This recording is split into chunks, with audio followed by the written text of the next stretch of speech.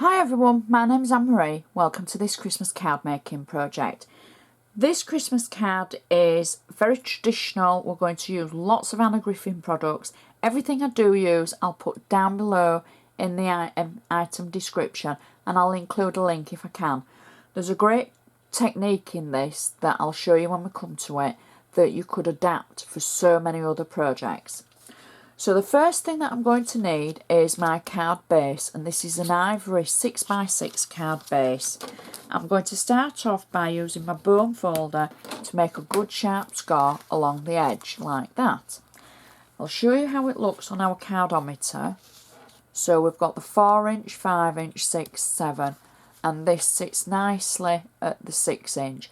And I know any regular viewers will know, they've heard me say that my favourite is the 7x5-inch card base. This must be my next favourite really, because it's a good size area to use to make a decent card without worrying that it's too big for you to fill. Because I know sometimes the bigger the card base, it's a bit like a scrapbook page. If you start with a 12x12, you might be overwhelmed with the amount of space you've got to fill. So sometimes it's nice just to sit in a comfort zone, to have an area that you know that you can use. So everything I use I'll tell you as we go through. I'm going to start with the inside as always. I'm just going to kind of rewind here. For the outside I'm using one of Anna's metallic Christmas layers, and it was the red one with the frame like that. And I've cut the centre out because I'm going to use the centre for the inside. So as not to waste it, I thought it would be really cool to use it for inside. Now this is a simple technique that we've done before, and I'll explain how I've done it. I've stamped a sentiment on a piece of ivory cardstock. I've double coloured stamped it, which basically means I've tapped the stamp with a green ink pad on the holly, and then for the main area I've tapped it using a red ink pad, so that you've got two colours of stamping. They do overlap a little bit, but I think it adds to the look of it. Now the centre from the metallic foil layer, what I've done is, if you can see past the tape, I laid the sentiment on the back of the actual layer, and in pencil I drew around the edge, and then using a good sharp craft knife I cut a diagonal line to make a slit, 4 slits using the 4 point to point from the corners that I've added. So you can see that I drew the corner and then I cut from edge to edge. And I always cut for these on the back so that I've got a good sharp line on the front. And then I can slot my stamp sentiment into the slits for the inside like that. You just have to manipulate it a little bit to make sure that you get it nice and straight like that. There we go. And then I can take the double-sided tape away from the back and add that to the centre of my card like that. And there's still enough room for you to write to and from, and if you've got any extra message, etc. So that's the simple inside for our card, but yet it's a good technique for an insert. Now I'm going to do the front. Now I'm just going to add another good sharp score along the side before we get going. So what we've got is, I'm going to do this a little bit odd to you, but you'll see for why. I've got a square of red card that's cut just from red cardstock, and it's probably not even a straight square, and I'm going to add that through the centre of the card like that. Then what I've done is, we've already seen that I've used one of the metallic foil layers. This was the 6-inch, one of the 6-inch foil layers in the pack from Anna, and I've cut the centre out. I'm just going to put that to one side, because the next thing I did, I know this is going to set, I'm a bit flip-floppy, but there's reason for it. I've used one of the Grand Duet embossing folders, and it's the one with, it's like fleur-de-lis frame. I've embossed it, and then I've cut it out, and I've cut the centre out. I've inked it, and I've used a little bit of gold gilding wax. Now the gold gilding wax, that's going to be one of our tricks and techniques in January. So keep watching out for that to show you how to use it. And it's really simple and not as messy as you think. So I've inked it, used a little bit of gilding wax, cut it out. So that's our embossed frame.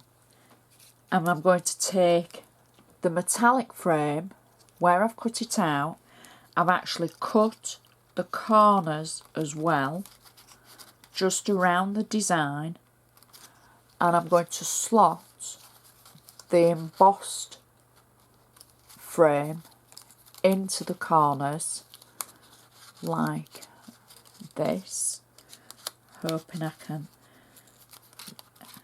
it fits, which, there we go. Woohoo!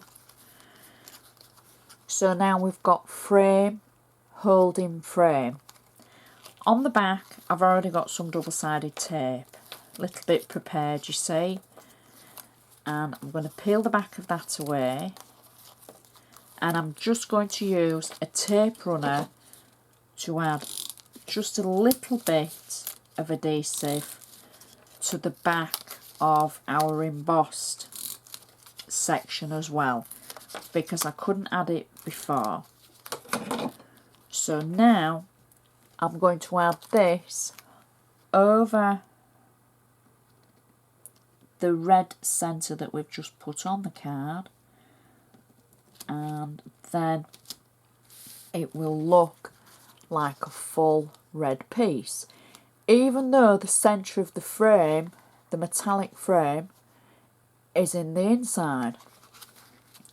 So next what I've got is from the now this is a sentiment from an old set of stickers that I had, and I'm sure you'll be able to find something very similar in any of the kits that there is. The top of it was very ivory, and what I've done is I've simply tinted it using the luminous gold ink pad from Anna, just to tone in a little bit. So I'm going to peel that away, and I'm going to add that through the centre of our card, like that. Then what I've done is, using the holly die from Anna, I've die cut both glitter card, gold glitter card, and dark green card, and I'm simply going to shadow the holly with the glitter. So that means where I peel off the back of the glitter card, and then peel off the back of the green card, I can place the green over the top of the glitter, like I can do it any way that I want, but I'm going to do it just so the glitter is shadowing it at one side, and I'm going to add that to the card.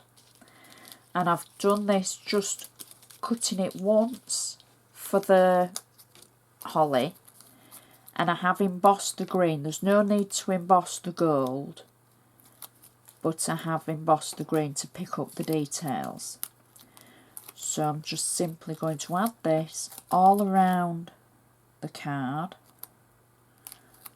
like so. And this is the last one. And again, shadow it and then add it there. Then what I did was I took some scrap red card through the machine again with the holly die, and I've simply cut away the holly berries, and I've added 3D foam on the back of them, and I'm going to position them over the berries that are actually on the green card now, so it's covering and adding just the berries like that. Now what you could do, you could add more berries or add some gems at this point. I'm just going to finish it off with a gold bow at one side like that, and that is our card finished. That's our inside and our outside, and that is so pretty, with some great techniques to make anybody's mantelpiece look amazing. So excited for Christmas. I love Christmas, I really do.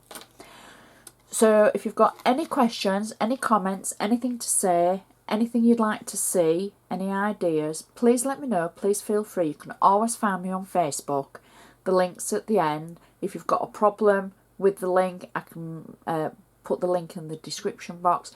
Check out my blog, my new super duper blog. I always forget to say that. There you can see all the projects that I've ever done. So it gives you a good idea, and there's all the pictures and it looks great. You can see them nice and easy. If you click on any of them, you get all the details and you get to watch it. So I'd like to say thank you very much for watching, and I shall see you again next time.